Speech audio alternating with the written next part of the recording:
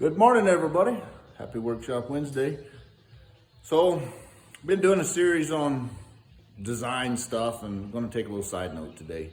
Got a buddy up in Idaho. Haven't met OC Gibb yet, but Colin Gibson is his name, and believe me, I don't know that I've met anybody that's any more fired up about spur making and learning how to do it. So, I get lots of questions from Colin, and we got off into critiquing and some things. He's doing lots of spurs and gave him a critique on kind of a fundamental part of spur making, but as we all get started, this is something that we all struggle with and try to figure out. But that's where the shank joins into the band.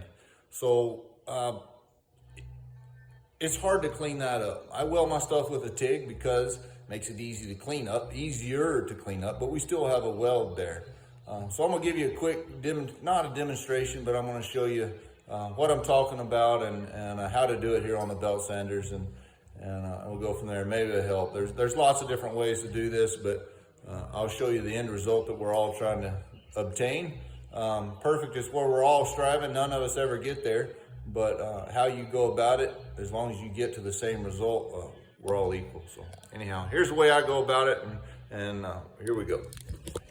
So to start off with, got our spur here. Let me see if I can hold this on my belly. Here we go.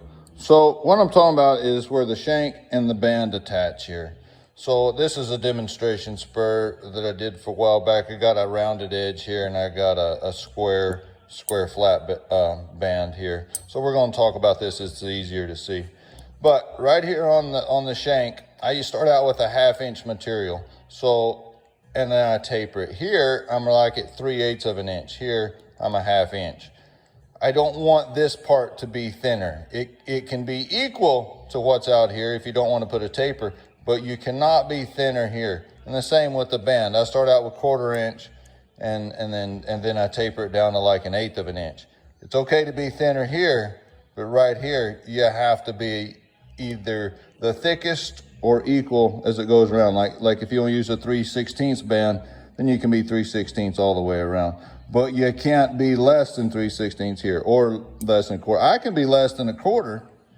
1/4 inch gives me a little room to play and manipulate. Same with the 1/2 inch here. We can actually be thinner here than our parent material started out with, but it cannot be thinner than any place else as you go down the shank. Or this can't be thinner. You don't want to dip there. So that's something you can look at when you're collectors. You guys can look at a pair of spurs and say, hey, how well did that transition go? Also have a very square edge here that you can see. You can put a radius there. What I'm going to show you today is a square cornered edge. So how do I do that? I weld this up. We're going to have to use our imagination a little bit and pretend that the weld is there. But here's my setup. So I have the flat platen on the back of this. It's a solid back. I got a 50 grit paper. It's X-weight paper, so it's stiff. It doesn't bend. And then, as you can tell here, I got it set to where my paper, it's almost to the edge here. Can y'all see that part right there? See the little shiny? I can move this paper back and forth on my sander with a little adjustment knob there so that y'all can see. And I have it scooted out just a little bit on the edge here. So you can see that. Now, I come in here with my spur and on the edge, so I can kind of tilt it a little bit if I need to. Now that right there creates a big old divot if a person's not careful, but you can concentrate your grind. I concentrate my grind on the weld and I bring it out. And I do the same here. Now I can move this back and forth, so if I want to come over here, I can go like that. But right here, that paper won't get all the way to the edge. It won't get all the way to my shank. So make sure that your paper sticks out past just a little bit or is equal. It's okay if it's equal too. That way you can use both sides. But this way, we get in there. Hard to hold the camera on one-handed. I can get in there and clean it up and then do my taper. So what I initially do is here on my spur is I clean the weld up, make everything parallel exactly the way I want. Now the taper is already put in my bands with the milling machine, but I clean my weld up and then I come back and put my taper in on my shank. Hope that makes sense. But that way I keep everything straight and true, clean it up here. So that's the initial grind. Get my weld out, get the meat gone, and make it all clean. And the weld lines are what creates a problem, the edges of the weld. So like at the tip of my thumb, I have to make sure that that transition from the weld to the shank goes good. Everything on this side, hold on, see if we can do this again. So we got our weld there, pretend. Everything on the outside of the weld is perfect, and everything on this side of the weld is perfect. So it's just the weld that we want to grind.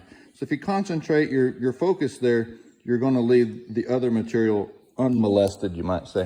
So once I get off of this sander and the flat platen, then I come over here and you notice my setup. I don't have the platen on the back. So this is what you call a slack belt method. I have a 120. I go from 50 to 120. This paper too is a stiff, I call it X weight, but it's a stiff weighted paper. So it's not going to bend. It doesn't bend a lot. These corners here work really good for staying true. So, hold on. So when I come in here, and it makes a real easy grind right there. Whoop, clean it out, fits in there good, and away I go. And then I go to 400, and I'm done. Hope all that makes sense, guys. It's an easy way to clean up spurs. It's also a very easy way to keep it very clean. Takes a little practice. Make sure you use a heavyweight paper. Now, after the 120, if you want to do some rounding and some contouring on the band, then you can use the softer papers, but I still would make sure that I formed it all with a stiff paper, get the shape and everything done perfectly, and then come back with a lighter paper to blend it all in good and all that. So hope this has helped. See, Gib. Thanks, man. See y'all soon. Adios.